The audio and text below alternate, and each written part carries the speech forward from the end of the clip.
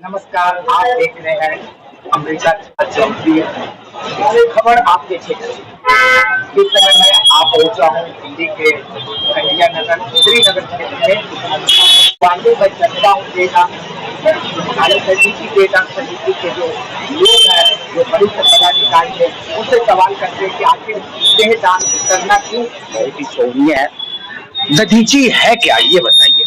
देखिए, बगीची क्या है कि जो हमारे पुराने गुरु हैं, जो पूर्वज पीछे के रहे हैं, उन्होंने एक समाज को संदेश दिया था कि हमारे जो शरीर का हर अंग है वो बहुत कीमती है। दुनिया के अंदर हर चीज पैसे से खरीदी जा सकती है, लेकिन कुछ चीजें ऐसी हैं जो भगवान ही बनाकर भेजता है, जो भगवान के द्वारा ही बनाई जाती है। इनमें से शरीर के कुछ अंग ऐसे हैं जो हमारे मानव के अंदर ही बने हुए हैं। बगीची देहदान जो इस कार्य को कर रहा है पूरे क्षेत्र के अंदर बहुत ही सम्मान्य है, जिन्होंने अपने तन मन धन से हर चीज को और आज समाज को जो प्रेरणा दे रहा है कि वो अपने शरीर का जो अंग है, अपने नेत्रदान है, अपने अंग दान है, उनको करे, ताकि समाज के उस वर्ग को जो इससे वंचित है या उनको इसकी जरूरत है, तो वो उसका जो है उनको फायदा मिले। तो ये बहुत ही अच्छा कार्य है, बहुत ही समाज के लिए कार्य है। वैसे भी बगीची देखकर जो निस्वार्थ से कार्य कर रहे हैं, इतनी मेहनत और इतनी मैंने देखा, आज मुझे पहली बार इतना अच्छा अनुभव हुआ कि मुझे भी लगता है कि अब इस कार्य को हमें बहुत तेजी से, हम भी जितना ज्यादा से ज्यादा कर सकेंगे करें।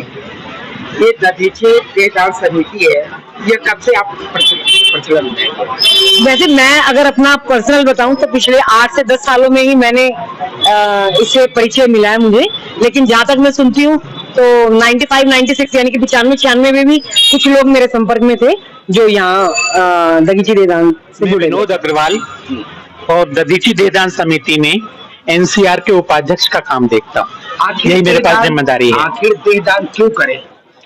देहदान क्यों करें?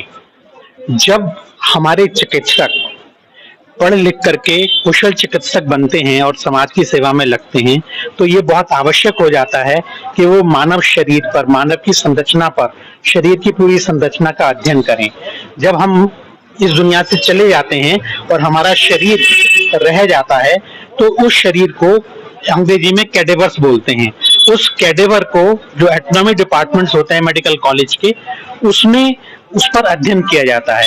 और जब एक शरीर किसी भी एटॉनमी डिपार्टमेंट में पहुंच जाता है, तो वहां पर लगभग 2.5-3 वर्ष तक वो शरीर रहता है और उसके विभिन्न अंगों पर वो जो बनने वाले डॉक्टर्स होते हैं, डॉक्टर्स के छात्र होते हैं, जो एमबीबीएस कर रहे होते हैं, वो उसके ऊपर रिसर्च करते हैं, उसके ऊपर अध्ययन करते हैं और वो सारी मानव शरीर की संरचना को जान करके कुशल चिकित्सक बन पाते हैं, जो कि समाज में आकर के फिर हम लोगों की सेवा करते हैं। आप क्या कहना चाहते हैं? दधीची में आप किस पोस्ट पे हैं? मैं जीपी तायल, दधीची देहदान समिति नॉर्थ जोन का संयोजक का कार्यभार मेरे पास है। हम ये कह रहे हैं कि प्रत्येक व्यक्ति मरने के बाद अपना कुछ न कुछ दान करके जाए।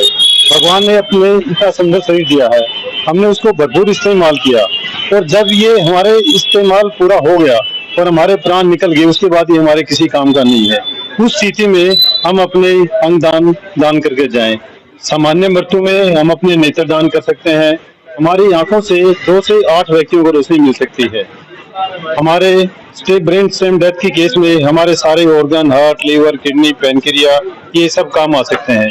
मरने के बाद एक व्यक्ति 30 से 35 व्यक्तियों को लाभान्वित कर सकता है।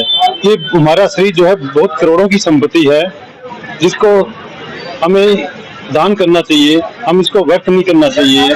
हमने इस चीज का भरपूर इस्तेमाल किया और जाते जाते हम इसका इस्तेमाल कर जाए, इससे बड़ा पुण्य का कार्य कोई नहीं। धन्यवाद।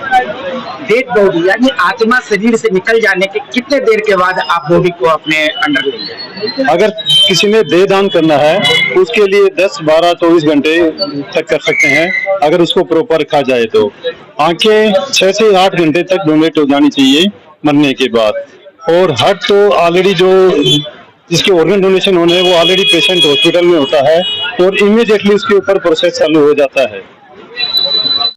दधीची का जो संकल्प है उसके बारे में बताइए। सर, दधीची का संकल्प ये कि भाई अपने मृत्यु के पश्चात जैसे अंगों का समाज के कल्याण के लिए हम उसका इस्तेमाल करें।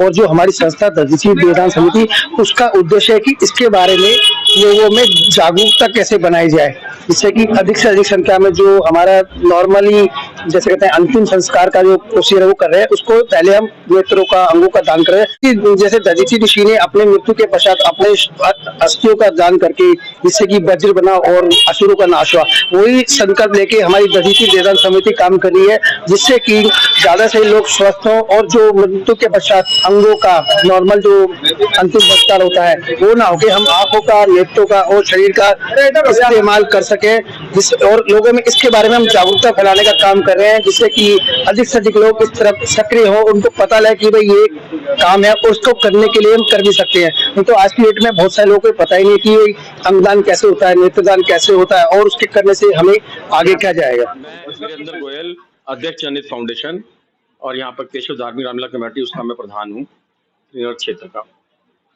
दधीचि जो समिति है इसका एक संकल्प है, उस संकल्प के बारे में जरा बताइए। देखिए, दधीचि देदान समिति जो बनी हुई है, इसका एक अपना संकल्प है कि हम मानवता के लिए काम करें। और जैसा कि एक आम लोगों में ये तो है कि रक्तदान महादान, पर अभी ये जानकारी कम है हमारे समाज के अंदर कि उससे ज़्यादा भी जरूरी होता है नेत्रदान, अंगदान और देहदान। आज हमारे क्षेत्र के अंदर दधीचि देदान ने हमसे जैसे पहले बातचीत हुई तो हमने जन जागरण अभियान चलाया, लोगों में अवेयरनेस पैदा करी, काफ़ी लोगों ने फार्म भरे और भी प्रेरित किया हमने, और भविष्य में हम करते रहेंगे। और ये बताने के लिए कि एक नेत्रदान छोटी सी बात है और अपने मरने के उपरांत उसका दान अगर किसी को देते हैं हम तो उसके जीवन में रोशनी आती है, उसके परिवार में उजाला होता है। तो ये रक्तदान से भी अच्छा, बड़ा और महादान है।